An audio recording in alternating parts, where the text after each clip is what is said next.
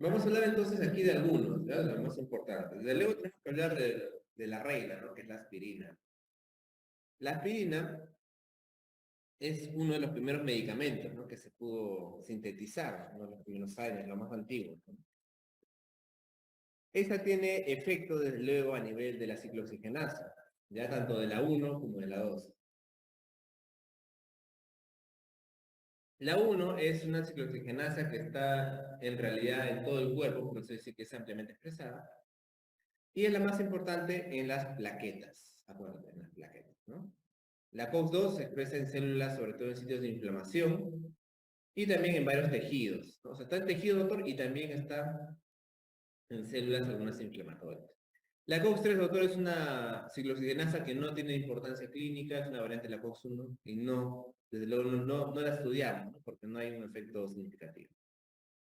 La vida media de la aspirina es corta, de 15 a 20 minutos, y es 50 veces más potente inhibiendo la COX-1 que la COX-2, ¿no? La gran pregunta, entonces, ¿la aspirina inhibe la COX-2? Por supuesto, ¿no? Por supuesto. Sino que ahora vamos a ver más adelante un grupito de fármacos, que son los COXIB, que ellos se les llama selectivos de la COX-2, ¿ya? Pero la aspirina, por supuesto, que también inhibe la COX-1, pero mira, la diferencia.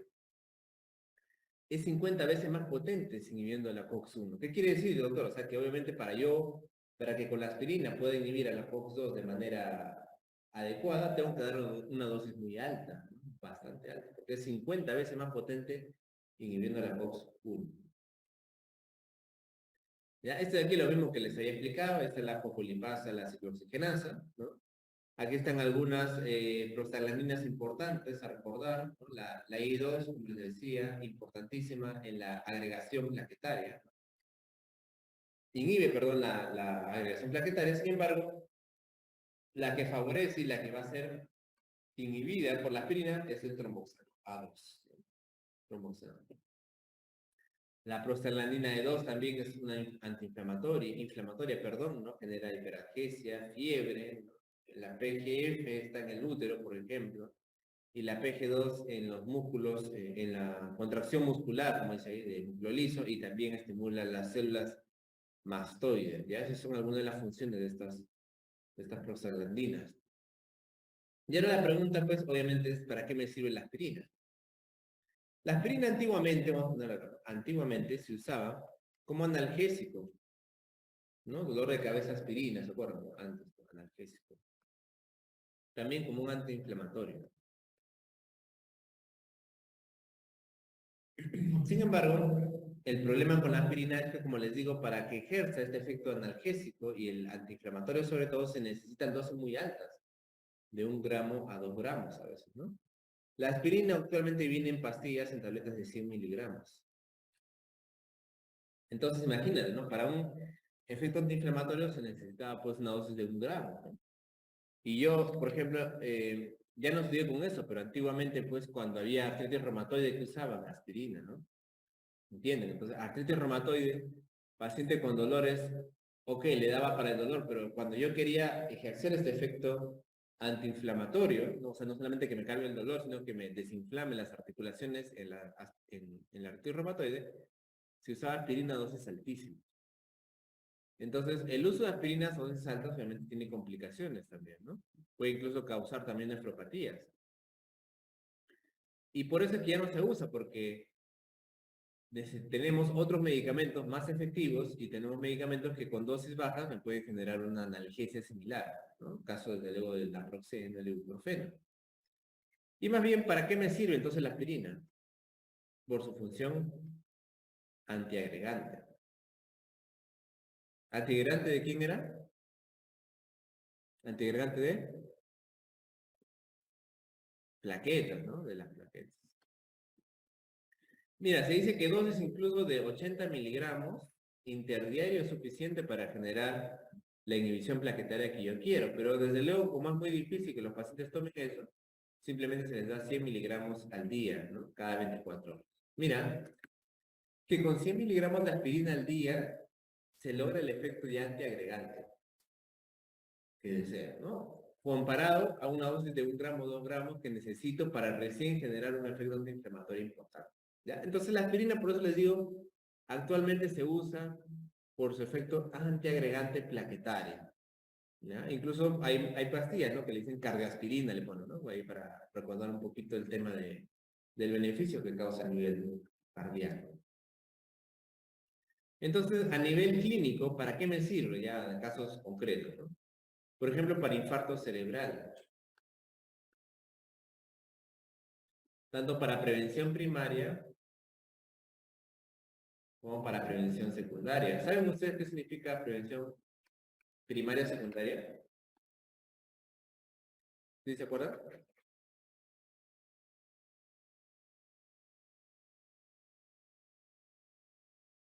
Prevención primaria es cuando nunca te ha dado la enfermedad. Y prevención secundaria es cuando ya te dio y quieres evitar que te vuelva a dar. ¿Ya? Prevención primaria, prevención secundaria. Para infarto cardíaco, también. Infarto cardíaco, infarto de miocardio. Para prevención primaria y prevención secundaria, ¿no? Paciente que tiene factores de riesgo, hipertensión, ¿vale? Puede tomar aspirina. Ya, paciente le dio un infarto, doctor, ya, pero sale de alta, tiene que seguir tomando aspirina por vida, ¿ya? Por el efecto antiagregante. Fundamentalmente la aspirina me sirve para eso, ¿ya? Para el problema del corazón, problema de miocardio. También, en algunos casos, anteriormente también se usaba como alternativa, ojo, alternativa a los anticoagulantes. Paciente que sangraba mucho, por ejemplo, con anticoagulantes, bueno, se prefería ver, vamos a ver si aspirina, y con aspirina nomás se le trataba, ¿no? Por problemas de insuficiencia venosa, todo lo que es vascular, ¿no? Todo lo que es vascular y el tema de la coagulación, ¿ya? Pero no se confundan, cuando estamos hablando de antiagregantes, estamos hablando de un grupo, y cuando estamos hablando de anticoagulantes, son otro grupo, ¿ya? Anticoagulantes, heparina, enoxaparina, warfarina, dabigatran. Antiagregantes, aspirina, clopidogrel y cadrelona. ¿Ya? Esos son grupos totalmente diferentes.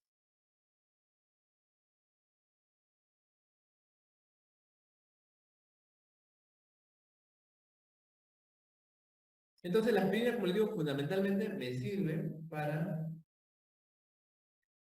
problemas cardíacos, ¿no? Y sobre todo de anticoagulación. ¿Ya? Fundamentalmente para eso.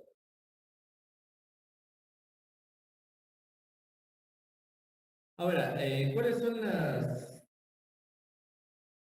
son las contraindicaciones del uso de la aspirina? Bueno, al tratarse de un antiagregante poder favorecer, ¿no?, el sangrado, de alguna u otra manera, está contraindicado en úlcera péptica activa, ¿no? Cuando esté sangrando, luego, u otro tipo de sangrado, ya necesitas cualquier otro tipo de sangrado, ¿no? Pacientes con hipersensibilidad en relación al ácido acetilsalicílico. Ojo que la aspirina tiene este tema de asma inducido por salicilato. O sea, quiere decir que la aspirina en algunos pacientes genera asma, ya algunos más susceptibles. Entonces hay pacientes que hay un capítulo incluso pues, ¿no?, de asma inducida por aspirina. Entonces acá hay que tener mucho cuidado. O desde luego, como dicen, en otros antiinflamatorios no esteroideos, ¿no? Otros antiinflamatorios no esteroideos. Cuidado con el metotrexate porque puede haber interacciones, ¿no?, con este fármaco. Y por ahí paciente que tenga falla hepática severa, falla renal severa, hay que manejarlo con mucho cuidado, ¿ya? Eso es en cuestión a la aspirina. Es un medicamento, como les digo, que lo usamos muchísimo, ¿ya? El cardiólogo sobre todo, ¿no? El cardiólogo, el hematólogo lo usa muchísimo, el neurólogo también, ¿ya? Para eso nos ha quedado la aspirina y es muy buena, es muy buena, a pesar de ser antigua, pero ya saben ustedes que me sirve fundamentalmente para problemas de ese tipo, no tanto como analgésico ni antiinflamatorio, ¿no? Doctor, ¿qué es esto de aquí? Mira, esto de aquí es la escala de la selectividad por las ciclooxigenasas. Entonces, mira, hacia el lado izquierdo, mira, tenemos los que son más selectivos de la COX-1, ¿no? Más selectivos de la ciclooxigenasa 1. Y para el lado de aquí tenemos los más selectivos de la ciclooxigenasa 2. Los de la ciclooxigenasa 1 se considera, desde luego, que mientras más selectivo sea para la COX-1, van a generar más problemas gástricos, ¿no? Más problemas gástricos. Ya les he dicho que el problema de gástrico, también llamada gastropatía, así simplemente, por AINES, se va a dar más con aquellos que bloqueen la COX-1, ¿no? Como les estoy diciendo. En cambio, los que bloquean la COX-2 que en el gráfico que les he mostrado no interviene tanto a nivel de la protección gástrica. Entonces, los que bloquean la COX-1 más que la COX-2, doctor, van a generar más molestias gástricas, más sangrados, etc. Y como les decía, estos medicamentos normalmente se usan mucho en ancianos, que son los que más padecen de enfermedades, ¿no?, crónicas, dolorosas. Paciente con que tiene algún tipo de lesión, paciente con artrosis, paciente con artritis reumatoide. Estos pacientes son los que usan siempre AINES. Por lo tanto, hay que tener cuidado con estos pacientes en darles un AINE que no sea tan gastrolesivo, ¿no? Si es un paciente joven, por ejemplo, que se ha golpeado, que no tiene factores de riesgos y que le voy a dar un AINE por unos 3 o 5 días, no hay problema, le puedo dar un AINE como ketorolaco, ¿no?, que es potente, pero bueno, inhibe la COX-1, pero no hay problema, porque es un paciente joven, ¿no?, y lo va a tomar por 3 días, nada más. Pero si es un paciente anciano que va a tomar de por vida, por muchos meses o años, entonces tengo que tener cuidado, ¿ya? ¿Cuáles son los más gastrolesivos, doctor? Acá están. Ketorolaco, ketoprofeno, que les había hablado, ¿no?, que era muy potente, muy bueno, pero es gastrolesivo, indometacina, aspirina, incluso, ¿no? Por acá, desde luego a la dosis analgésica. Y ya por acá, doctor, entonces la cosa ya se va calmando. Mira que sobre todo el ibuprofeno, ¿no?, que es el que por ahí siempre recomendamos, ¿no?, pacientes con dolores así suaves, ¿no? El ibuprofeno es un fármaco bastante gastroprotector, ¿no? En naproxeno también, mira tú. En naproxeno, ¿no? En naproxeno también. Ibuprofeno, bueno, paracetamol, como te digo, algunos lo consideran AINES. Y por aquí ya tenemos incluso algunos medicamentos que son un poquito selectivos para la COX-2. Mira, el meloxicam y el diclofenaco. Sin embargo, a este no se le llama, ojo, por eso les digo, no se le llama AINES selectivo de la COX-2. ¿Por qué, doctor? Porque no han sido producidos para eso. Ya por eso les digo, es una confusión de nombre. El meloxicam y el diclofenaco ya tienen tiempo, ya. Entonces, bueno, yo sí es cierto, se ha visto que son más selectivos que la COX-2, que a diferencia del ketorolaco o el ketoprofeno, pero no se llaman inhibidores selectivos de la COX-2, ¿no? ¿Cuáles son los inhibidores selectivos? Que han sido creados, como les digo, para eso, justamente, para prevenir la lesión gástrica, ¿ya? Ahora vamos a estudiarlos un poquito más. Estos son los compuestos, como les digo, el ibuprofeno, ¿no? Estos de aquí sobre todo los usamos bastante, ¿no? Bastante los usamos, ¿no? Golpe, paciente con artrosis, ibuprofeno, naproxeno, ¿no? Odontalgia, dolor, me duele la carie, tengo mucho dolor, ¿qué tomo? Ibuprofeno, naproxeno. El ketoprofeno, como te digo, ampolla, sobre todo para dolores no intensos, pacientes se han caído, ¿no?, mucho dolor. Diclofenaco, ketoprofeno, así en ampolla, ¿no? Por 3 días y luego ya le doy pastillitas, ¿no? Por 5 días, así cosas. Ahora entonces vamos a hablar de los COXIP, ¿no? Entonces, los COXIP, vamos a hablar desde luego del más antiguo, el primero que apareció, el Celecoxib. Pertenece al grupo llamado inhibidores selectivos de la enzima ciclooxigenasa 2 de la COX-2, ¿no? En realidad, como les digo, estos de aquí también inhiben a la COX-1, pero la selectividad por la COX-2 es 20 veces mayor, es 20 veces mayor, ¿no? Por lo tanto, se considera selectivo de la COX-2.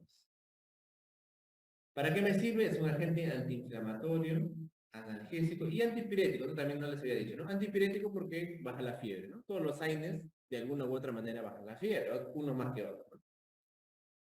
También se ha visto que comparte este efecto, ¿no?, en modelos animales de la disminución de incidencia de cáncer de colon, ¿no?, en estudios en animales.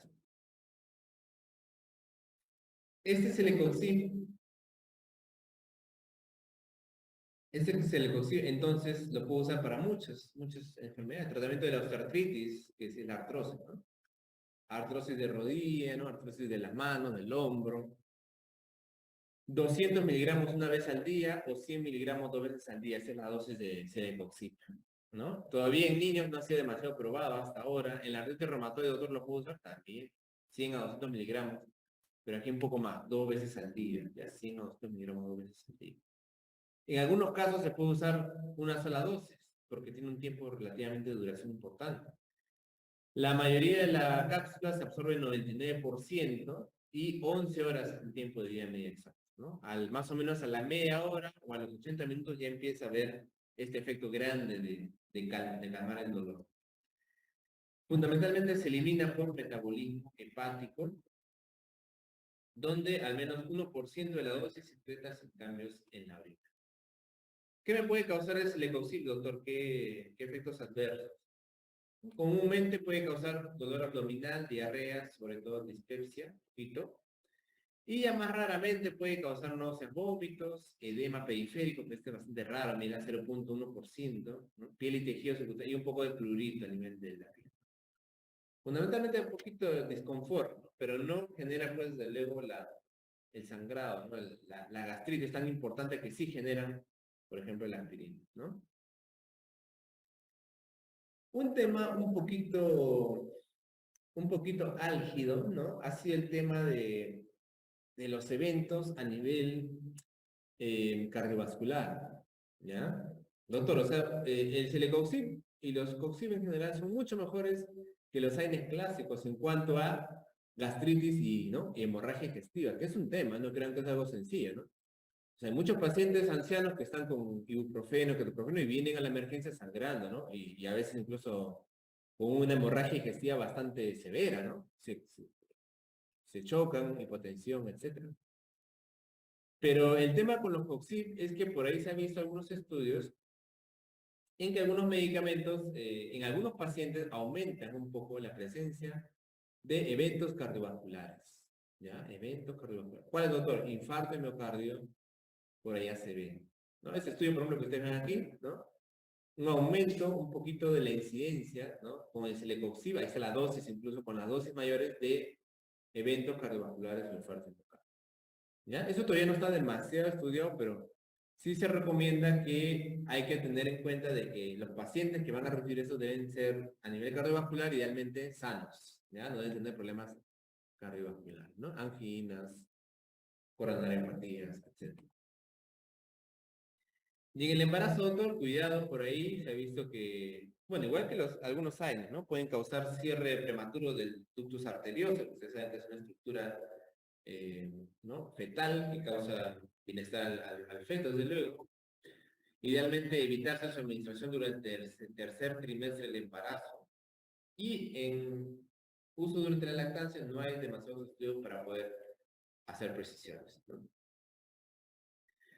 Entonces, para acabar esta parte de la comparación de los COX-2 con los COX-1, los COX-2 idealmente tienen menos efectos a nivel gástrico, bastante, ¿no? Menos daño de la mucosa del intestino delgado, mejor tolerancia, ojo, por pacientes con asma inducida por aspirina. O sea, ¿qué quiere decir? Que los que hacen asma por aspirina, ¿no? Mejor les va con los COX-2 que con COX-1, como naproxeno, ibuprofeno, ¿no? Mejor les va con los COX-2. Y algunos estudios, como les digo, plantean que puede haber y otros que no. Por eso dice, aparente no diferencia en riesgo cardiovascular, ¿no? Por eso aquí en realidad todavía está un poquito en vereda. Ahora, a nivel de efectos colaterales, ya un poquito en todos los años, ¿no? Sobre todo los primeros, los de primera generación, por ejemplo. A nivel gastrointestinal puede haber efectos, obviamente va a ser mayor si el AINE es sistémico. ¿Qué vía se considera sistémica, se acuerdan?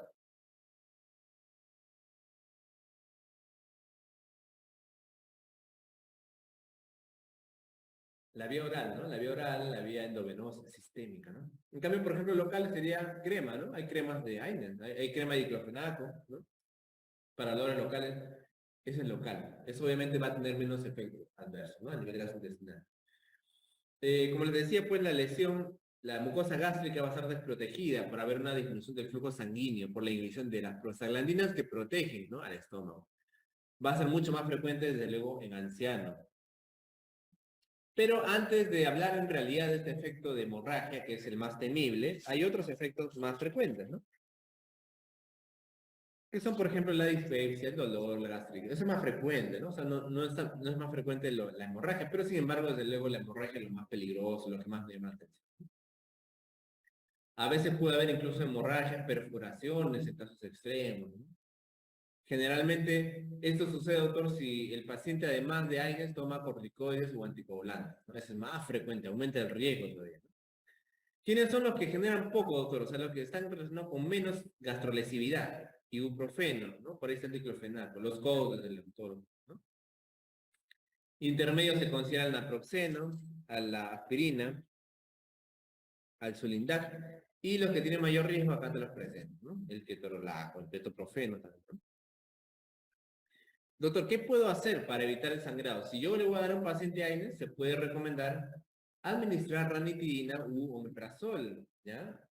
Paralelo al AINES. O sea, voy a darle AINES y también a la vez ranitidina y omeprazol. Y de esta manera disminuimos el riesgo de hemorragia de gastritis, ojo, ¿ya? Por eso que está indicado el uso de ranitidina y omeprazol en estos pacientes, sobre todo si van a tomar, como te digo, pues meses, ¿no? O años. Ahora, acá hay un fármaco que es el misoprostol. No sé si lo han escuchado, a ver. ¿Han escuchado el misoprostol? ¿Saben para qué sirve? ¿Mm? Creo que sí saben. ¿No? El misoprostol, por ejemplo, se puede usar como un abortivo, ¿no? El misoprostol.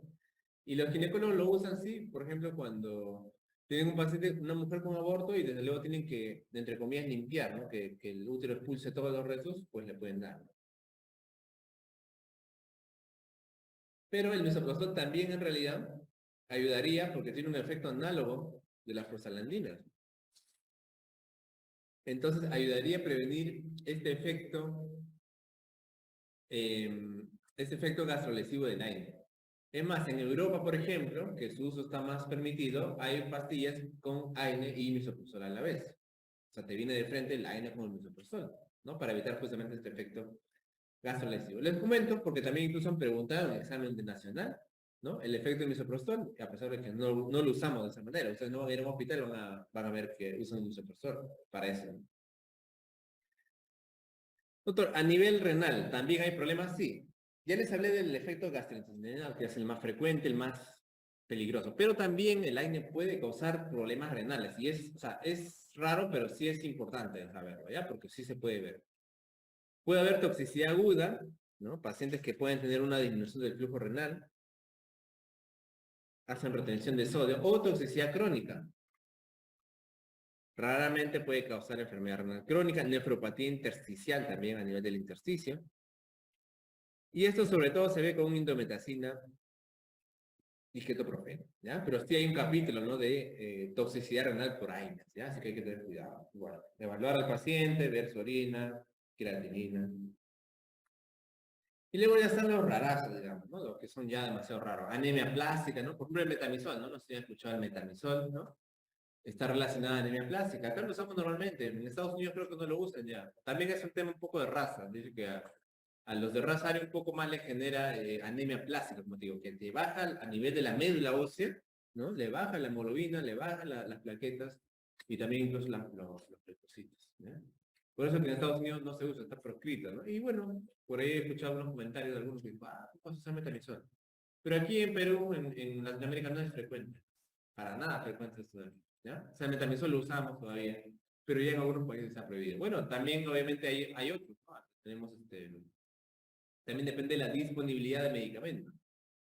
Por ejemplo, acá pregunta a ver si en el MINSA o en Salud tienen parecoxib, ¿no? Endovenoso, que es un coxib, o ketoprofeno, ¿no? No lo tenemos. En MINSA tampoco, entonces no hay. ¿Qué tenemos? Metamizol, que es un medicamento de tiempo, ¿no? Que lo usamos años, de décadas.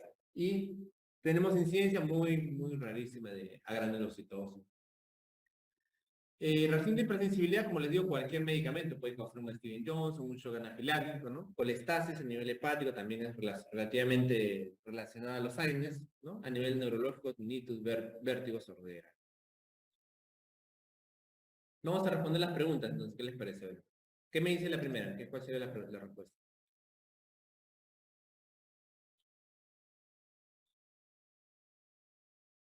¿Mm? Analgésicos, ¿no? ¿Ya? Analgésicos, ¿qué más? Antiagregante, cuidado, antiagregante. Anticoagulantes son la heparina, como te digo. Antiagregante, analgésico, antipirético y antiinflamatorio. ¿Ya? ¿Cuál es el mecanismo de acción de los AINES? Bueno, depende, ¿no? Pero si estamos hablando del caso que era un diclofenaco, creo que era, ¿no? La chica que tenía dolor menstrual, en el caso clínico, es un inhibidor de la COX-1, sobre todo, ¿no? De la COX-1, la ciclooxigenasa 1.